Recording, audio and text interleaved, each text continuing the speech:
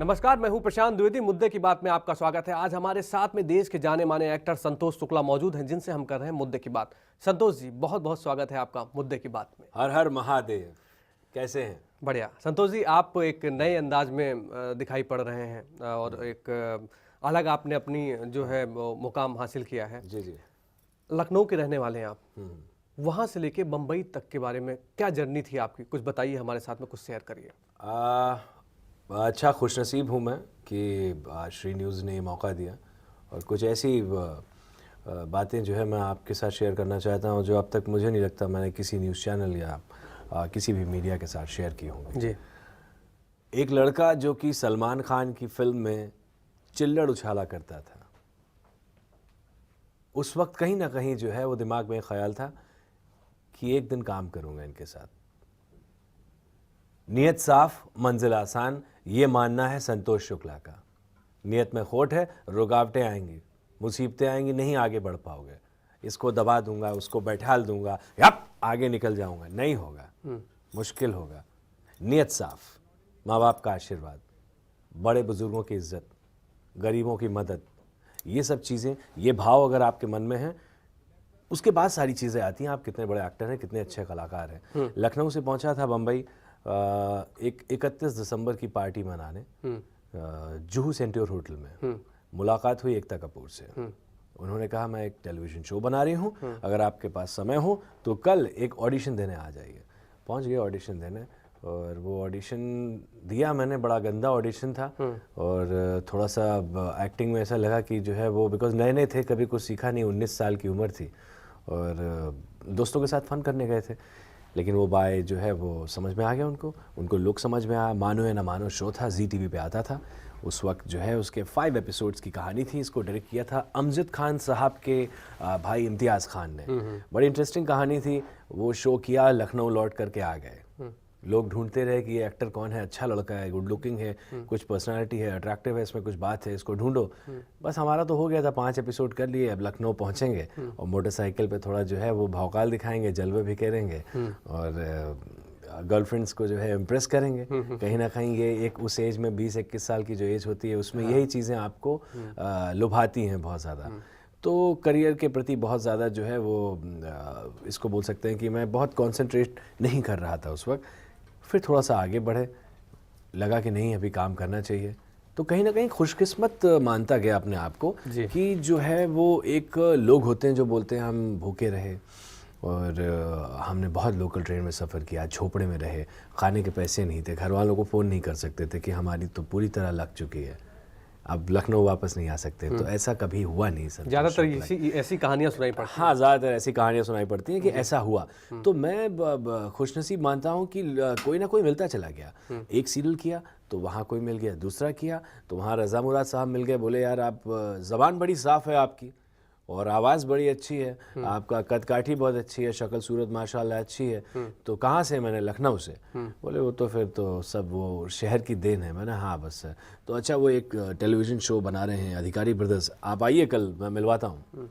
वहाँ गए, मुलाकात हो गई, वो शो हो गया। अच्छा, तो अब इस तरीके से क्या हो गया कि वो काम मिलता चला गया। फिर धीरज कुमार से मुलाकात हुई। धीरज कुमार ने कहा हम एक सीरियल बना रहे हैं भगवान विष्णु के ऊपर, जप तप व्रत। भगवान विष्णु इसमें केंद्र है, दूरदर्शन पे आएगा और हम आपको मेन जो टाइटल रोल है भगवान विष्णु का वो देना चाहते हैं। तो हमने कहा ठीक है सर, चलिए कर लेते हैं। तो वो करते चले गए, किया। फिर जय संतोषी माँ स्टार्ट हुआ जी टीवी पे। इट वाज लाइक 1 बाय 1 चलता चला जा रहा था। फिर जय संतोषी माँ जो है वो बहुत ही बढ़िया शो था, जी पे आया, वो किया। और फिर क्योंकि जैसे कि बिग बॉस में दुनिया को दिख गया कि संतोष शुक्ला को प्यार ऐसे होता है जैसे लोगों को सर्दी जुकाम होता है। तो मैं सिर्फ एक चीज़ कहना चाहूँगा मेरे भाई, मेरे दोस्त, कि मैं एटलीस्ट फेक नहीं हूँ, मैं झूठा नहीं हूँ, कोई नकाब पोश नहीं रखता हूँ कि एक घर पे संतोष शुक्ला अलग है और जब बाहर निकला घर के तो वो संतोष शुक्ला अलग है। नहीं, खुली किताब है। मैं ये सारी बातों को जानता था कि बिग बॉस एक रियलिटी शो है, वहाँ की आपकी सच्चाई जो है वो सामने आ जाती है, वो नहीं छुपती है। तो जब आप वहाँ पहुँचते हैं जी, आपने जो शुरुआती प्रोग्राम किए उसमें ईश्वर का रोल किया, तो उस दौर का मुझे बताइए, आप जब लोग आपसे मिलते थे किस तरह से मिलते थे और आप भाई बड़ी मुश्किलों से वो क्या इमेज को तोड़ने में बड़ी कठिनाई हुई। मैं वही बिग बॉस को चुनना शायद यही एक वजह थी जी। कि लोगों को ये लगा कि ये भगवान है। फिल्म सिटी में शूटिंग कर रहा था, एक बहुत बूढ़े उम्र दराज जो है वो लोग थे, वो दो पति पत्नी थे। तो वो भैया ये भैया विष्णु भगवान है ना? तो वो एक स्पॉट बॉय था, बोले हाँ ये संतोष शुक्ला जी हैं, विष्णु का रोल कर रहे हैं। नहीं बिल्कुल, मतलब कैलेंडर बिल्कुल लग रहे हैं, एकदम कैलेंडर है। तो शॉर्ट कट हुआ तो अरे विष्णु जी जय हो बाबा, ओम नमो नारायण भगवते वासुदेवाय। वो मतलब उनका लोटा वोटा जल वल चढ़ा देते, फूल वूल चढ़ा देते। तो मुझे कहीं ना कहीं एकदम से फील हुआ कहीं मूर्ति वूर्ति ना बना दी जाए हमारी, हम स्थापित कर दिए गए तो हमारा तो मतलब जो कलाकार हैं हम एक रोल कर रहे हैं। अब वो भगवान विष्णु के रोल में इतने सूट हो रहे थे, श्री राम के रोल में सूट हो रहे थे, कृष्ण भगवान के रोल में सूट हो रहे थे। फिर आ गया एक चंद्रकांता, गाड़ी आगे बढ़ी जी। और ये शो था सुनील अग्निहोत्री का, सहारा पे आता था, सहारा 1 पे। ये नया चंद्रकांता था, जो दूरदर्शन पे आता था वो पुराना था। तो इस चंद्रकांता में जो है वो महाराज वीरेंद्र सिंह की भूमिका निभाई। Again it was a main lead. तो आप महीने में 300 दिन शूटिंग कर रहे हैं और हर एपिसोड में आपकी जो है वो सीन्स भरे पड़े हुए हैं। और बिग स्टार कास्ट, बिंदु दारा सिंह एंड मामिक एंड काफ़ी लोग थे। उसमें मुझे ये चीज़ समझ में आई कि अब अगर मैं ये इस तरह के शोज करता जा रहा हूँ तो मुझे अब वैसे ही रोल ऑफर हो रहे हैं कि अब हम एक नया शो बना रहे हैं, तो अब आप अशोका कर लीजिए, आप महाराणा प्रताप कर लीजिए। तो देखिए एक्टर को कभी बोर तो नहीं होना चाहिए अपने काम से, तो मैं बोर नहीं हुआ, बट मैं थोड़ा सा डर गया स्टीरियोटाइप्ड कि कहीं ना कहीं ये मैं एक ही तरह के रोल करता चला जा रहा हूँ और उसमें जो है कहीं वेरिएशन नहीं मिल रहा। तो मुझे वेरिएशन चाहिए, बिकॉज मैं जो अपने आप को एज एन एक्टर मानता हूँ तो मैं वो लेवल देखता हूँ नाना पाटेकर का, कि आज कितना भी गुड लुकिंग एक्टर, कितना भी खूबसूरत, कितना भी वेल बिल्ट हो, वो आके बैठता है एक सीन में और नाना साहब आते हैं एक सीन में, या नसीर साहब आते हैं, या पंकज कपूर जी आते हैं, वो यूं करके पूरा सीन ले जाते हैं। कोई नहीं देखेगा कितना गुड लुकिंग आदमी है। तो अल्टीमेटली कैमरे के सामने आप बॉम्बे क्या करने आए, लखनऊ से? सर मैं एक्टिंग करने आया हूँ। अच्छा एक्टिंग करने आया, ओके। तो आप जिम में क्या कर रहे हैं? नहीं सर जिम में फिट रखते हैं। हाँ जिम जाइए फिट रखने के लिए।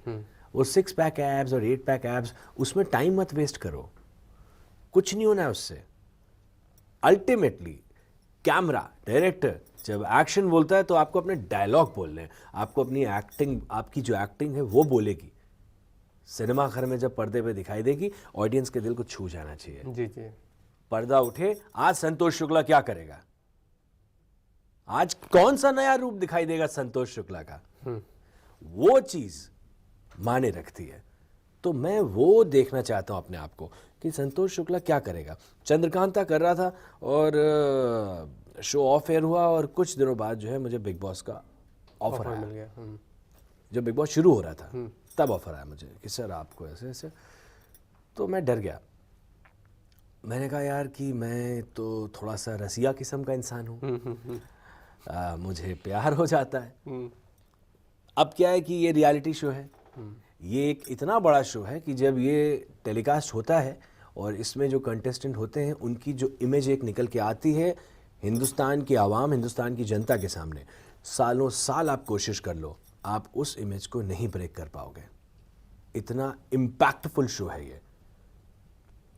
लेकिन फिर जो मेरे करीबी थे और जो बड़े थे, हमने डिस्कशन किया और हमें ये लगा कि नहीं यार, देखो जो है उसको छुपाने से मतलब नहीं है। आपने सोचा नहीं कि आप ही को क्यों चुना गया? बहुत सारे एक्टर हैं, मौजूद हैं बिग बॉस में। हाँ नहीं, बिग बॉस में तो क्या होता है कि अब हाँ ये अगेन ये अच्छा सवाल है। इसको फिर आप एक भगवान का वो मान सकते हैं कि कहीं ना कहीं जो है ईश्वर आपको आगे बढ़ाने की कोशिश कर रहा है और आप उसमें आ रहे हैं कि मैं ये नहीं करूँगा वो नहीं करूँगा। तो बेगर्स आर नॉट चूजर्स। ये बिग बॉस की कोई अंदर की बात हमारे साथ शेयर करिए, जिसमें हमारे दर्शक भी, इसलिए बिग बॉस इस समय चल भी रहा है। हाँ जी चल रहा है। इस समय का जो बिग बॉस है और आपके टाइम का जो बिग बॉस था, कितना फर्क देख रहे हैं आप? और कुछ अंदर की बातें भी हमारे साथ में शेयर करिए। देखिए अंदर की बातें तो क्या है कि अंदर की कोई बात ही नहीं है जी। लोगों को अभी भी ऐसा लगता है कि बिग बॉस जो है वो एक स्क्रिप्टेड शो है, but it is not. It is not. आपको एक घर के अंदर बंद कर दिया गया, वहाँ पे 82 कैमरास लगे हुए हैं। अब उस 82 कैमरास को आप कितने घंटे और कितने दिनों तक अपने दिमाग में बैठाल के रखते हैं, ये आपके ऊपर निर्भर करता है। फ्रैक्शन ऑफ सेकंड में आपको यूं भूल गया आपकी कैमरा लगा है और आपने कोई एक ऐसी हरकत कर दी और सडनली दूसरे सेकंड में आपको याद है, ओ शिट, ये क्या कर दिया यार, ये तो कैमरा था, ये तो निकल गया। अब तो निकल गया ना, अब निकल गया। और उनको वही अच्छा लगता है, वो 9:30 बजे, वो रात को 9 बजे दिखा देते हैं अपने चैनल पे। एडिटिंग लेकिन जबरदस्त होती है। एडिटिंग मैं सैल्यूट करता हूँ, बॉस क्या एडिट करते हैं ये लोग। मैं तो हैरान हो जाता हूँ जब मैं देख रहा था अपने एपिसोड्स बाहर आकर के, जो कुछ एपिसोड मैंने देखे, मैं पूरा नहीं देख पाया आज तक, तो वो मैं अच्छा मैंने ये भी बोला था, ये कब बोला मैंने यार, लेकिन ये तो मैंने अच्छा, बट मैंने उससे नहीं बोला था, अच्छा आपने ऐसे दिखा दिया उसको। तो वो एडिटिंग का सबसे बड़ा खेल है कि लास्ट में पूरे दिन का जो फुटेज होता है उसको एडिट करके कैसे दिखाना है आपको, वो चीज़ है। दूसरा, the best part of the big boss is the one and only Salman Khan. जिस दिन सलमान भाई इस शो से हटते हैं, मुझे लगता नहीं कि बिग बॉस का जो वज़न और जो वजूद अभी है वो रहेगा, ना पहले था उतना। जब से सलमान भाई ने स्टार्ट किया, आप देखिए, तब से बिग बॉस घर घर पहुंच गया और ज़्यादा लोगों ने रुचि लेना शुरू कर दिया। अभी भी सैटरडे संडे जो एपिसोड होते हैं उसकी टीआरपी बहुत अच्छी होती है। इस बार जो बिग बॉस है उससे थोड़ा सा निराश हूँ कहीं ना कहीं मैं। मुझे ऐसा लग रहा है कि कंटेस्टेंट जो है वो थोड़े से कम एंटरटेनिंग है। अच्छा, because it is a reality show. मेरी बात भी हुई थी इन लोगों से बीच में, मैंने इनको एक सजेशन भी दिया था, मैंने यार आपने प्लेन दिखाया कि हम कुछ नया लेके आ रहे हैं, लोगों को लगा आप कंटेस्टेंट को फ्लाइट में बैठाओगे, इनको कहीं मॉरिशस या कहीं बाहर लेके जा रहे हो अब जहाँ इनकी शूटिंग होगी। वैसा था नहीं, आपने खटारा से प्लेन खड़ा कर दिया। उसके बाद आपने बोला यहाँ हुकूमत चलेगी हमारी, और वो दीपशिका और पुनीत जी को अंदर बंद कर दिया। What was that? It is a reality show, उसको रियलिटी शो को रियलिटी रहने दो, उसमें ड्रामा मत डालो। अगर उसमें ड्रामा डाल रहे हो आप, उसको डायरेक्शन कर रहे हो, एक्टिंग कर रहे हो, तो फिर रियलिटी तो खत्म हो गई। तो मतलब आप मानते हैं कि जो अभी का बिग बॉस है वो स्क्रिप्टेड है क्या? नहीं, स्क्रिप्टेड नहीं है, बट कहीं ना कहीं उन्होंने थोड़ा सा उसको बहुत ड्रामेटाइज कर दिया है। जी जी जी। वो नहीं करना चाहिए था कि हम लोगों को भेजेंगे, हम एक ऐसा बनाएंगे कि यहाँ पे हुकूमत चल रही है, वहाँ पे भी भेज दिया लोगों को, उसके बाद हम एक प्लेन बना देंगे।